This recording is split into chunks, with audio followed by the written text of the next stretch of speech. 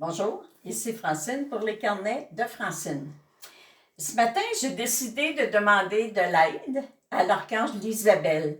Alors, l'archange Isabelle te répond et ma question, ça a été, archange Isabelle, dis-moi donc, de quoi je pourrais parler aujourd'hui sur ma capsule? Et le numéro qui est venu à ma tête, c'est la carte numéro 8. Et la carte numéro 8, c'est le pardon. Accueille cette colère qui monte en toi, puisque tu sais qu'il y a des gens souffrants qui méritent ton pardon et ton amour. Alors, par cette carte, l'archange Isabelle, moi, je tiens à te mentionner qu'il est toujours très important que tu prennes le temps d'accueillir la colère qui se manifeste en toi. Plus tu essaieras de la combattre, moins tu auras la paix à l'intérieur de toi. Car l'enfant en toi se sentira jugé.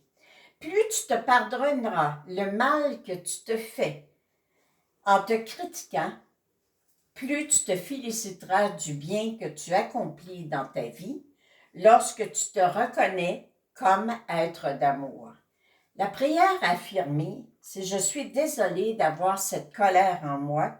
Merci mon Dieu de m'apaiser. » Ce matin, je lisais le texte aussi d'une personne sur Facebook qui disait qu'elle en avait assez, qu'elle était rendue à tolérance zéro de cette rancune qui existe, de ce qui se propage sur les réseaux sociaux, des jugements, des colères, même des menaces que les gens peuvent faire.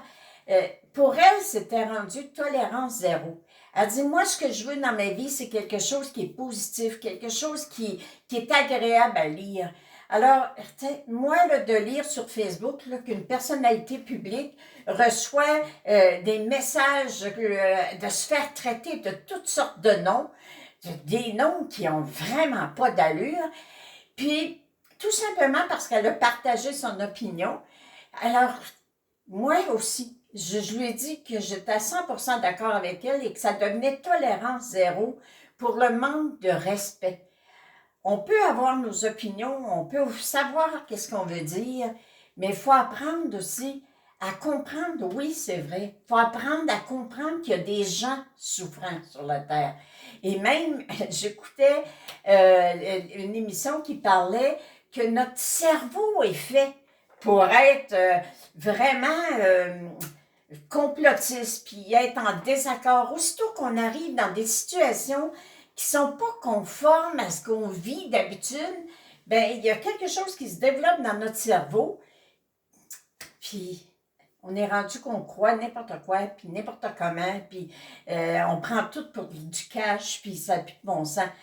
Tu sais, moi, j'avais lu ça à un moment donné, que notre cerveau, là, il est fait pour penser négativement.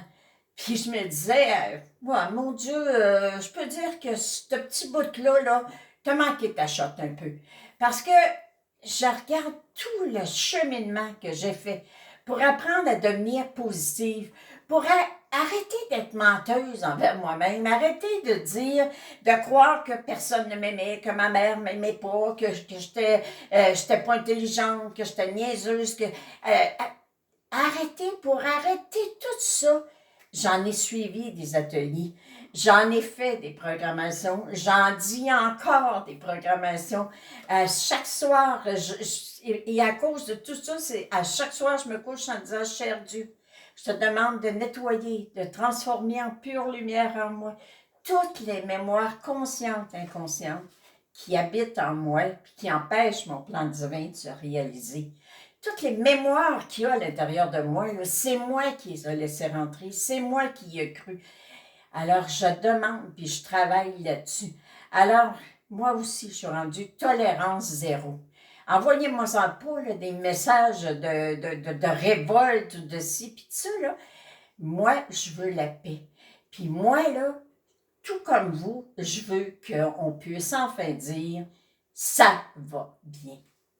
Merci. Merci d'être là, merci de m'écouter et pardonnez-vous le mal que vous vous faites lorsque vous restez bloqué sur quelque chose qui vous a fait vivre des émotions et que vous oubliez de les envoyer à vos guides sur le plateau pour qu'ils s'en occupent.